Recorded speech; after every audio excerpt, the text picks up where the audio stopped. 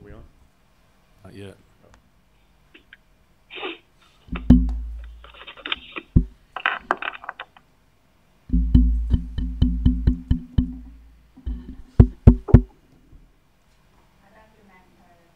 Hey, everybody. Good morning. All right, I think we're on. Dr. Seiberg, if you'll call the roll, please. Sure. Good morning, everybody. Dr. Bullock, Mr. Childers, Dr. Dempsey, Dr. Fleming. Here. Thank you. Ms. Janeski. I thought you were there, Ms. Janeski. Are you there? You might be muted. Mr. McKinney. I don't think he's there yet. Dr. Graham, I thought I heard you. Here. Okay. Ms. Hyatt. Here. Dr. Houston is here. Mrs. Jones is here. Mr. Lakis. I'm here. Good morning. Good morning. Dr. Locklear. Here. Okay. Ms. Loftus. Okay. Dr. Marr is here. Dr. McIntyre is here. Dr. Miller is here. Dr. Weddington, are you here yet? I'm here. Okay. Welcome. And Dr. Wood.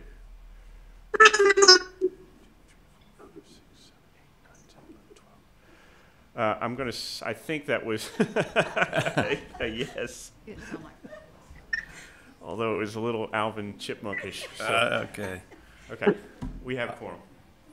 Okay. Good morning, ladies and gentlemen, and welcome commission members, advisors, staff, on-site visitors, and online listeners to the January 17th, 2019 meeting of the North Carolina Professional Educator Preparation and Standards Commission. This Standards Commission develops and recommends to the State Board of Education rules related to all aspects of educator preparation programs. My name is Patrick Miller, and I'm chairman of the Professional Educator Preparation and Standards Commission, and I call this meeting to order. Our agenda and materials are available online through the DPI website, www.schools.org, on the SBE meetings link. The meeting is also audio streamed through a link located at the bottom of the eBoard agenda. I will now read the ethics statement that is required of us. Commission members are reminded that it is our duty to avoid conflicts of interest and the appearance of conflicts of interest as we handle the work of this commission. Does any member of the commission know of any conflict of interest or any appearance of conflict with respect to any matters coming before us at this meeting?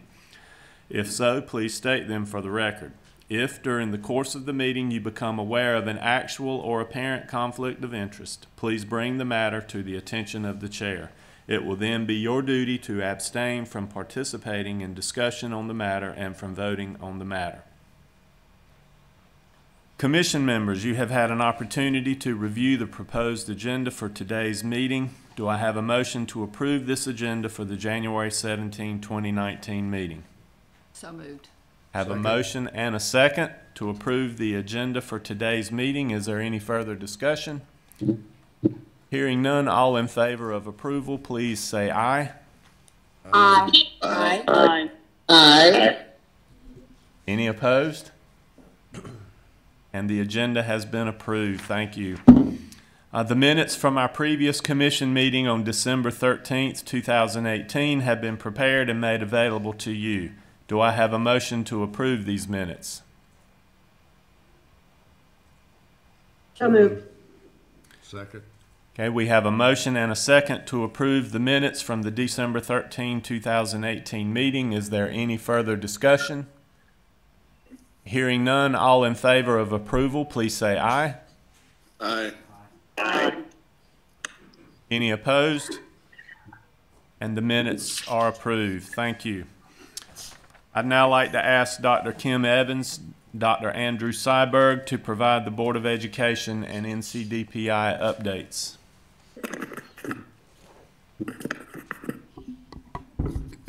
Good morning.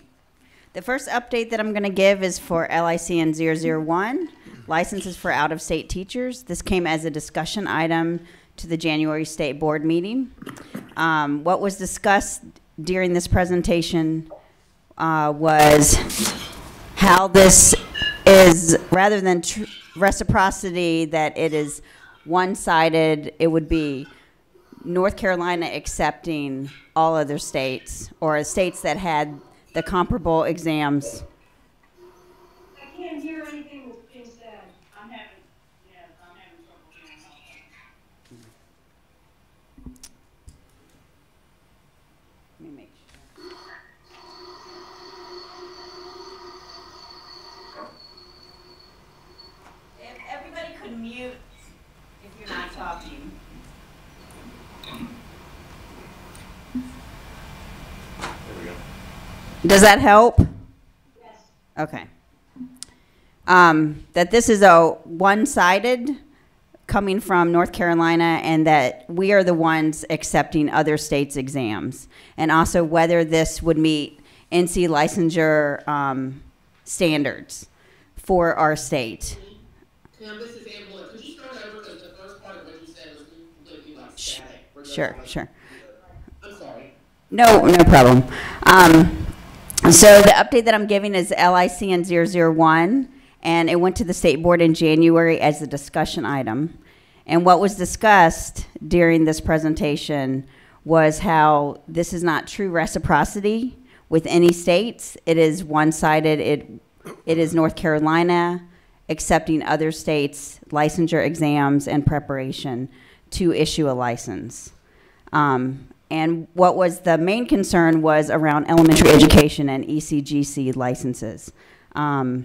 Since we are standing alone with Massachusetts, or closest to what we are doing with elementary education and ECGC licenses, is Massachusetts. And so that there was a discussion around that, as well as discussion on the other side of the need for hiring and attracting out-of-state teachers to fill the slots in schools. So there was concern on both sides, but that this will be an action item for February for the state board meeting. So there's no revisit for Pepsi for LICN 001. And there was nothing that was there was just a lot of back and forth discussion and questions around those 2 points of view. So Kim, could I just make a comment to Sure. that? Because I was actually at the state board, and then we've since had some talk in the field. I just want to make sure that everybody understands that having different standards is not necessarily worse standards, right? Or the fact that, we're not lowering standards just because we're opening it up to reciprocity and allowing other states to send their highly qualified teachers to us so that we can hire them. Right. There was just more the concern of the word that we've used before is comparable, and how are we going to measure that, and whether it was possible to measure that, especially for elementary education and ECGC. And so then the other side was filling the slots for LEAs and having enough teachers because of the teacher shortage. And my second item is LICN 003, the math content exam, and changing that to the CKT, to let everyone know that this was a discussion item for January for the state board. Kevin Bastian, he presented his data around teacher effectiveness in the Pearson exams. There was not a formal discussion or presentation on it being changed to the CKT exam at this point. So what came out of Kevin Bastian's Pearson exam study data was the discussion around what is the purpose of the exams. We should be looking at teacher effectiveness with the Pearson exams, and also still the push for the math exam recommendation to be changed to the CKT because of the urgency from the field. And then what processes are we using to select this test? And that the state board wants to hear from EPPs out in the field beyond Pepsi, face-to-face at the state board meeting, and then also via survey that we created in conjunction with state board that has been sent out to EPPs to gauge their understanding of the CKT and then also their acceptance of the CKT as the math content exam. In February, this will be a new business item to actually hear from the EPP deans and also hear about the survey results. So can I ask a question Sure. about that? And maybe Michael may be the better one, or Ellen on the line. Some of the folks that actually worked on LIC in 003, and I believe you all pulled together some math experts from universities, Yes. and I'd just like to hear you speak to that for a minute. Yeah, so I was an observer on that subcommittee, but I do know that there were IHE faculty who work within math education who were part of the group that reviewed those exams. And then as an aside, right, so I had conversations with folks on my own campus who are math educators about the exam as well. And those who work in universities who've done this work were in favor of making this transition from the Pearson test over to the new CKT test. Is that The rationale behind that was? was that the A couple of experts who've been on that committee and really influential. Luke Reinke, he's the one that you probably saw on NNC doing the lesson around mathematics and element in the test and so on. Anyway,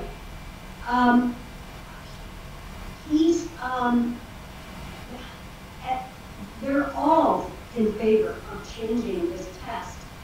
I think every dean in the system is in favor of it.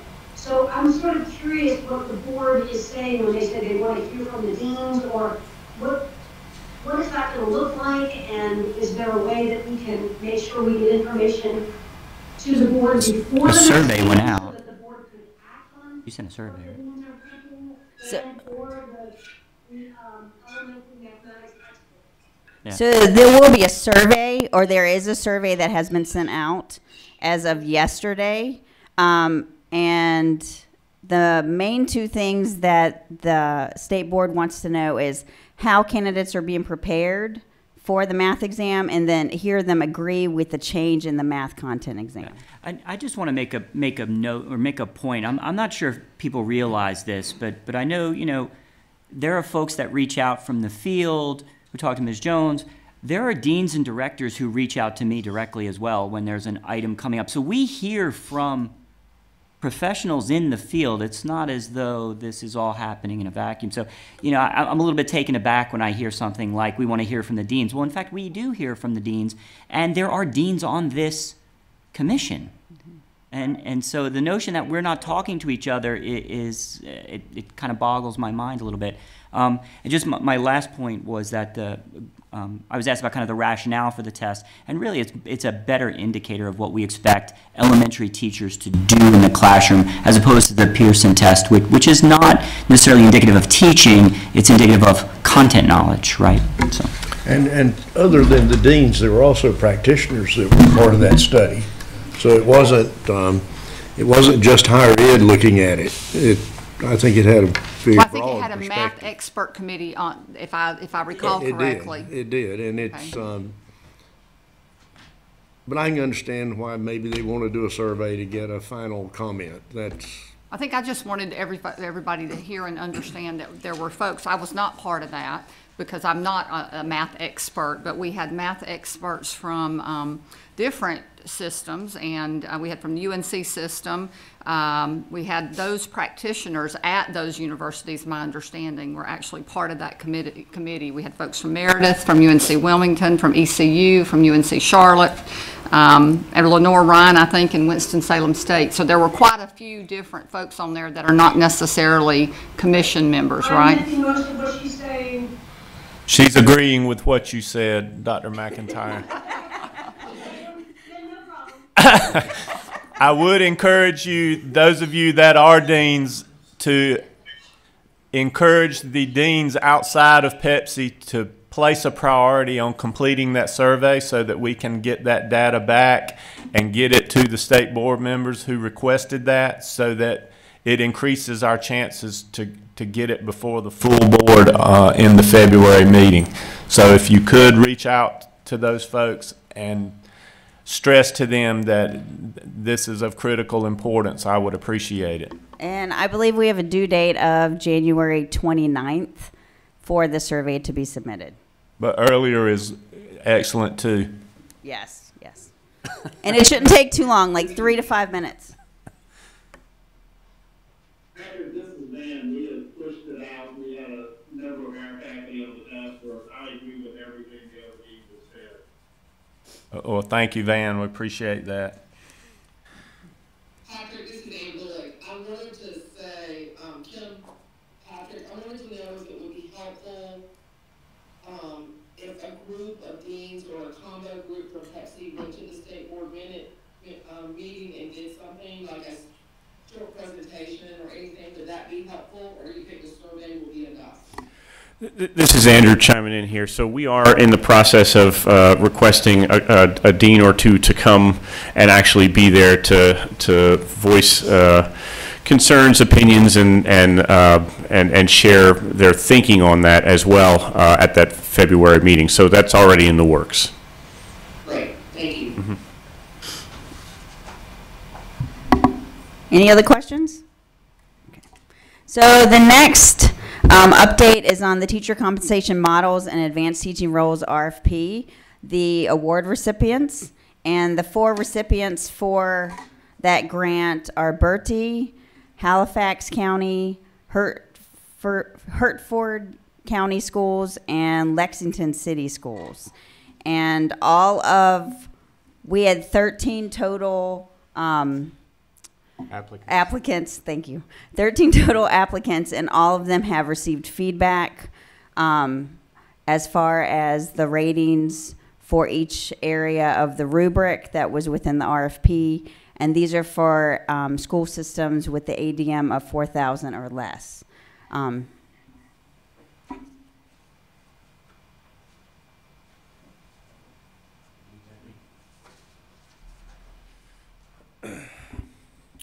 So this is Andrew again. Let me give you a couple of updates on the ed prep side of things, just to keep everybody in the loop.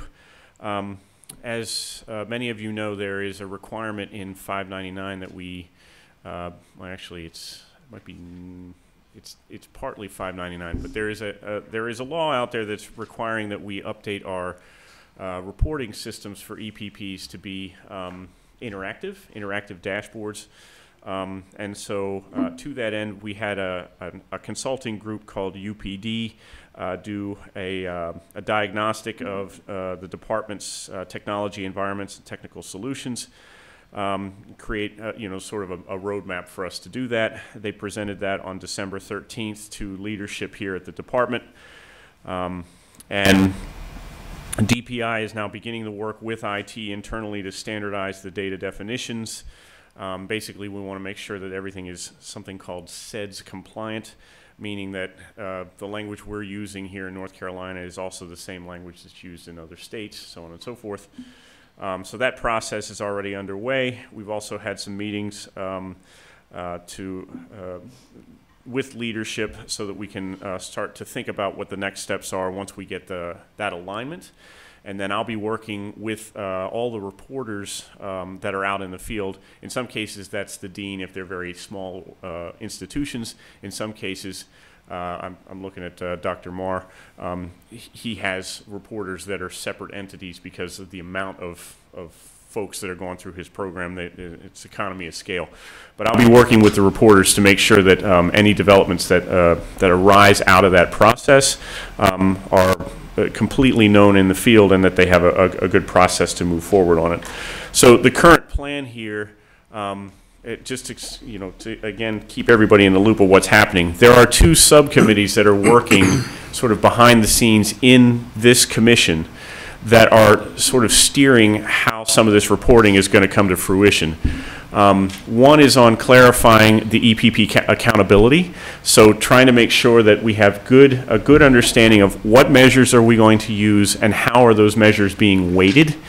And that subcommittee, once they complete their work in the next probably month or 2, that will come to the full Pepsi group to to get some traction there, and then ultimately that'll move over to the board for approval.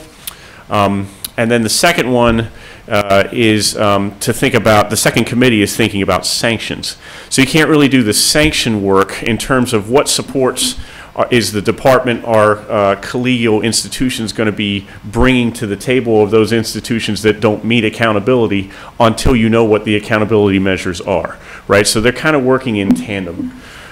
So again, my expectation is that those two, we have meetings with both of them the end of this month, and hopefully we'll be getting, the 25th, thank you. We'll be getting some clarity and maybe some resolution from one, if not both of those groups in the near future, and then both of those recommendations will bubble up to the full commission for consideration. And then from there it goes to the board, and then from the board, then that helps me figure out how to train the folks out in the field and collect that information if there's new information we need to collect.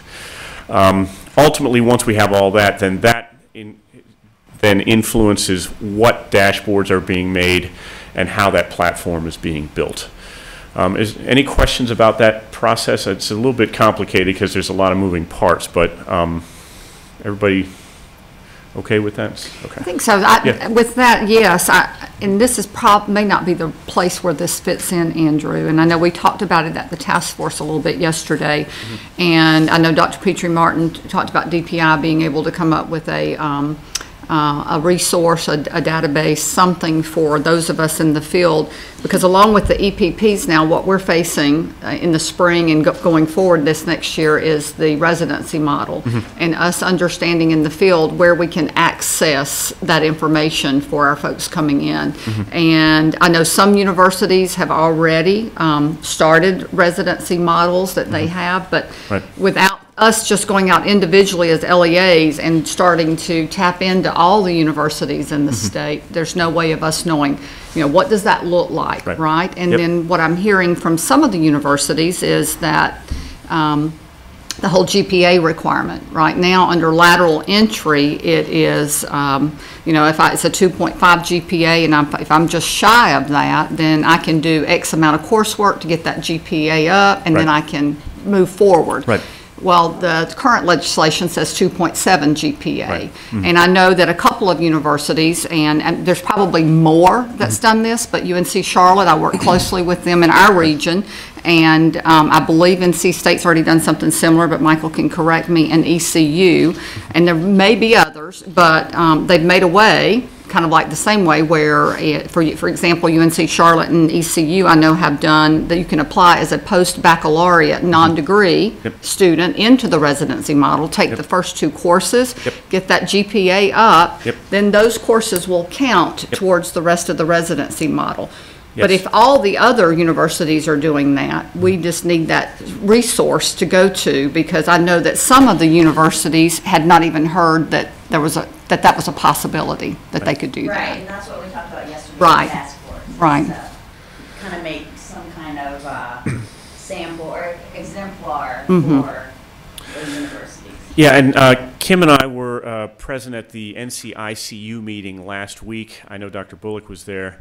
Among others. That's where all the private institution education programs get together, and they wanted to make sure that we knew that the LEAs are not as up to speed with the residency processes and availability and access and so on and so forth as the institutions are. And so I, in the middle of that meeting, actually zapped an email to Tom Tomberlin, who works directly with all the HR folks across the state, to let him know that was a voice from from the institutions, that there's a need for more clarity.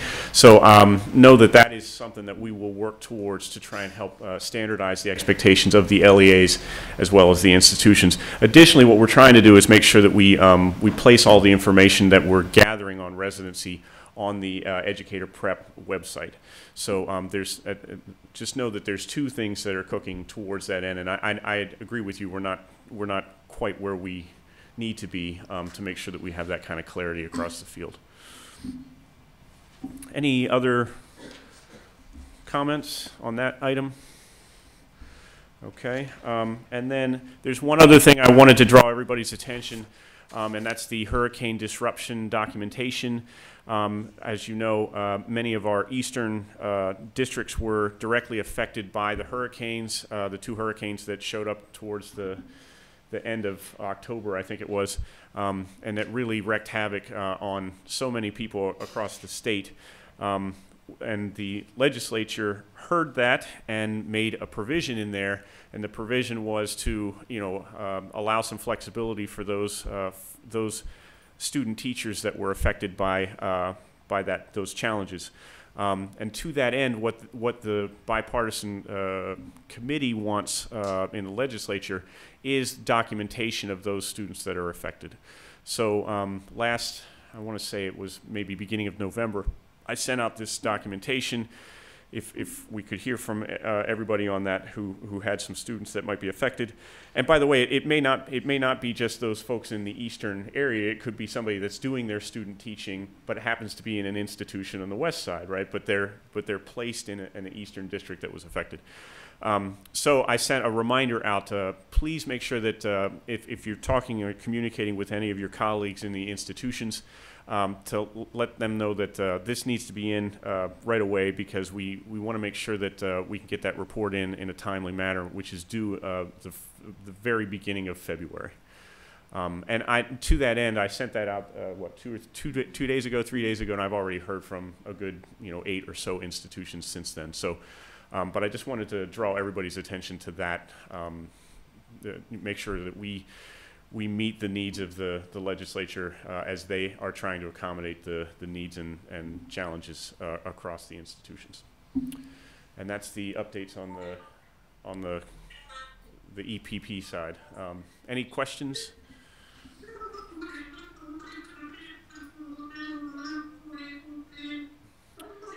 So hold on one second. Whoever is speaking right now, the way the computer is processing it is unintelligible. But what you could do is type your question into the computer, and we'll read that comment directly out so that your voice can be heard. I think it has to do with maybe you have a slow connection or something like that.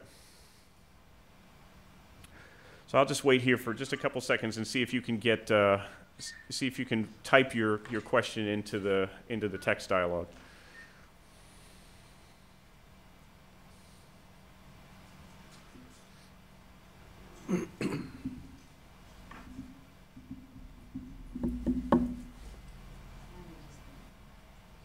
Yeah. I think for time's sake we'll keep moving, but. If and when that, we certainly don't want to lose your voice. So if you have any questions or concerns about what I've brought up, just type it into the text messaging for us, and we'll be sure to bring it up when there's a moment in the rest of the meeting. Okay. Okay. Thank you, Dr. Seiberg and Dr. Evans. Dr. Evans will now present a test revision and will revisit the math content exam for LIC in 003. So the first possible change, is comes from the field. Several EPPs reached out to us that their candidates have already passed the Pearson exam, and with the cutoff date that we have right now of 2021, June 30th, 2021, they would not be, their test passing would not be accepted for licensure. So the ending date that we propose is June 30th, 2022. Is that for licensure expiration or license application? Licensure expiration. Okay. Yes. In addition to that, it has also been suggested to have the test concurrent, the Pearson test and the CKT test run at the accepted.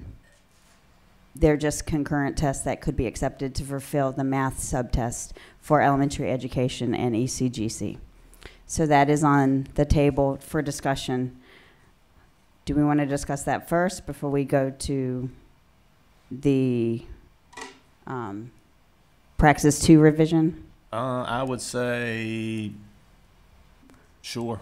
We'll go ahead and knock it out. Okay. So I think my question there, just for some clarity, just to make sure I'm understanding the proposal, Right now for EPPs, because they already have students in the pipeline, and some of those may have already passed the Pearson's Math Foundations Right. test. Those EPPs would have the option of doing either the Pearson's or the CKT, is it CKT praxis? CKT once it's accepted. If it's approved. Right, So all approved. this is conditioned upon state board approval, and we Right, understand that. right. So, those EPPs would have that option. Those that are already in the field at LEAs who maybe have not passed the Math Foundations test would also have the option of taking the Praxis CKT if it's state board approved. Right, right, Yeah, okay. right. It would be just like a high school student applying for college could take either the ACT or Right. the SAT, or Right. both if they so wish. There's also a 30-day window that comes by law, correct? That we would have to wait to make everyone aware of the change, so you have to wait another 30 days once it's approved. So just to clarify that then, it would be, let's just propose that the state board approves this on first read in February. Okay, I'm aggressive in my beliefs. Let's just say they approve it on first read in February because they understand the urgency we have in the field, and we really don't want to end up at the same spot this year that we were last year, where we're having to tell teachers that we're going to non-renew them and not bring them back because they have not passed a test that does not align with what they teach. So let's say that happens, then we have to let that lay on the table, so to speak, for 30 days before it can become effective. Right, so notification would go out to LEAs, EPPs, to give them 30 days. Right. So To if adjust your that. aggressive timeline were accepted at the beginning of March, Right, the 2 tests would be available to candidates. yes. Perfect, and that would give LEAs the time then, because we start taking contract renewals to the board starting in April. And so that would give us plenty of time then for our folks to make decisions about, look, I can give you a paid receipt, I'm registered to take this test.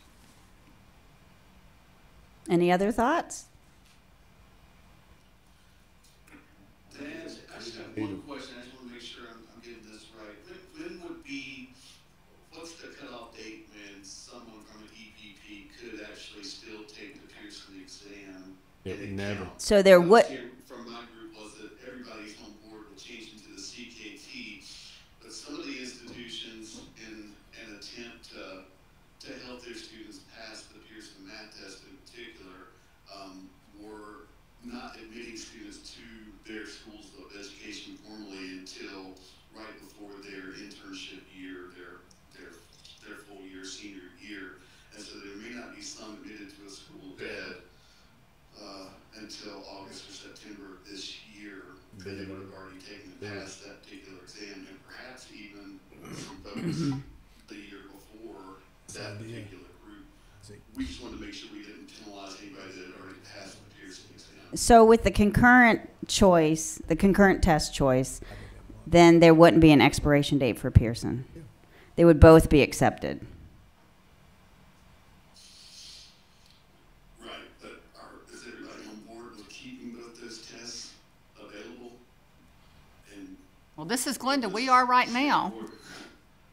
Hank, this is Glenda, and we are right now from the field. We're, if that's what will assist us with, getting our teachers where they need to be, so from a licensure standpoint, even though the data shows there's no correlation between the licensure exam and the actual effectiveness of a teacher, we're on board with that. And we can always revisit that later if there's some different data that comes out about one of those tests versus the other. Is that correct, Andrew?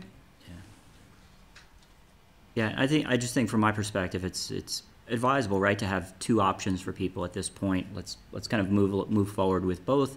Give the EPP the option to decide whether or not they want to make a quick transition, a slower transition. That also gives us an opportunity in the longer run to look at some of the data as it comes out and evaluate the 2 tests side by side. that works great for me. I just want to make sure it wasn't going to hold up things at the state board if they saw that we were going to accept 2 different tests and say that they were equally able to tell us what we needed to tell. I want to avoid any other conversation that would delay this decision. I'm on board. I can't speak for the state board members with whom I speak, but I think that it would alleviate some concerns about making the transition quickly. But again, I can't speak for them. It is a recommendation that we have to let them know about. This isn't something that they already know about, so it's something new. But if we're in agreement on that piece, let's go ahead and move to your other piece on that one. So the second update to LICN 001 is for Praxis 2 for administrative supervisory for curriculum instructional specialists, media supervisors, exceptional children program administrators. And what they did, Praxis updated the test. And so the new number for the test is 5412 instead of 5411. And the new cut score is 146 instead of 145.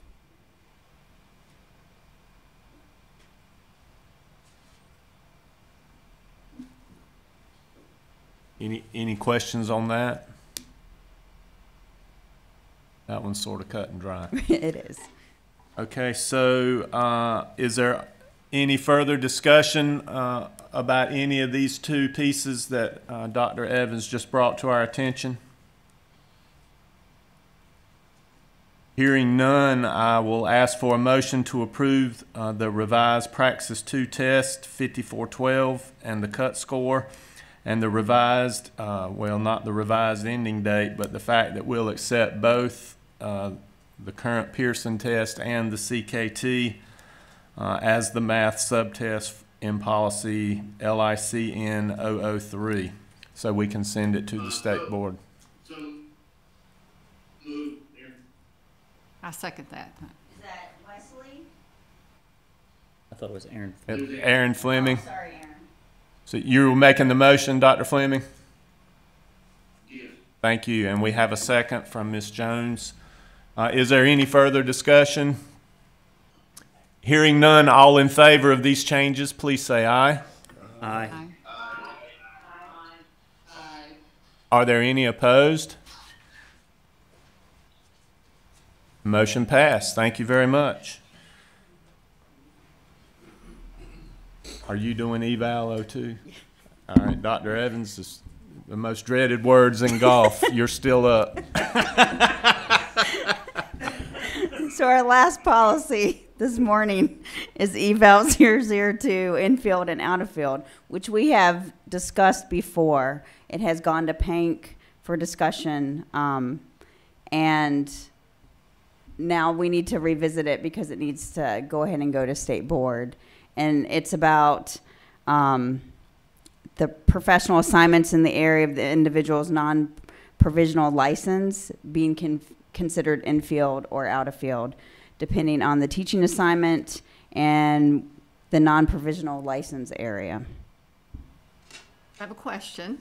The very last paragraph where it talks about timely notice being given, it's really vague when it says timely notice, and it talks about appropriate licensure, right? So it goes back to that whole debate around the in-field, out-of-field, and you know, for us in the field, if somebody holds a professional, you know, or a provisional license, then we think that's an appropriate license. So it looks like timely notice must be given to parents of children who after 4 consecutive weeks. So I guess it's we would try to interpret make that it to mean after the 4 weeks, Right. because right now we can have a sub in that that's what I classroom would up to interpret 4. that as. Okay. Yes. Okay.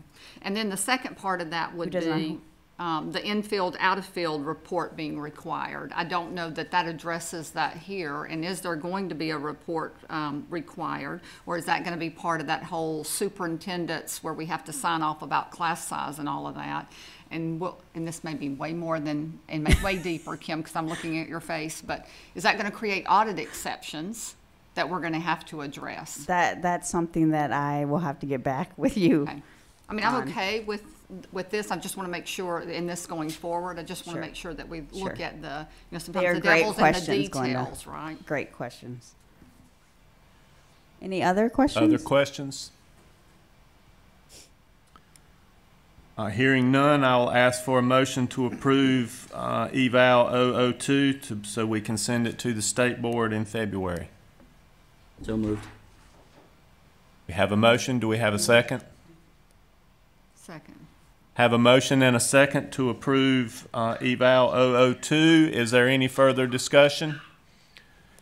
Hearing none, all in favor of approval, please say aye. Aye. Any opposed? Okay, motion passes. Thank you, Dr. Evans. And at this time, we have completed a meeting in record time, just about. So thank you, commission members, advisors, and staff for your preparation for the discussions. I remind commission members that our next standing meeting will be held in this room on Thursday, February the 14th, from 9 a.m. to noon. We've now completed our meeting and... Hold on, before we adjourn. Wesley typed in a question that we want to make sure that we bring up. Sorry, Wesley. We got you.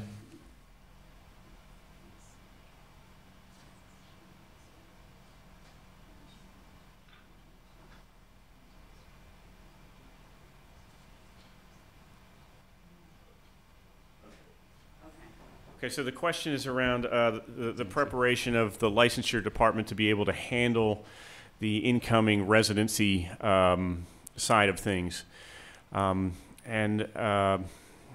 think as a general rule, I'm looking back at my colleagues in licensure, as a general rule, we are ready to do that because we have built the documentation that's needed for that to happen. It's basically a transaction that occurs between both the EPP and the LEA for those particular candidates because they would have to be signed off on by both of those folks. And my understanding is that licensure is aware of that and up to speed with that process. Hope that answers your question. And He I'm said sorry his about the server technology. crashed, so he Oh, can still server hear. crashed. Okay. Okay, good. Well, hopefully that answers your question. And if you have any additional questions, just at me an email. I'll be happy to help out wherever I can. Can I make one further comment? Yep, you sure can. On behalf of the commission, I'd like to congratulate Dr. Miller on being named the 2019 Superintendent of the Year. Thank you, Dr. Marr. Speed. Here's my speech. I will now accept a motion to adjourn the meeting. So you need to roast them a little first. That's what I'm trying to avoid here. So moved. We have a motion. Do we have a second? Say, Motion and a second to adjourn. All in favor, please say aye. Aye. We are adjourned. Thank you very much, everyone. That was the fastest meeting ever. It couldn't happen to me on that. Someone starting at 10. Mics are still on, guys. So just Well, I have to leave.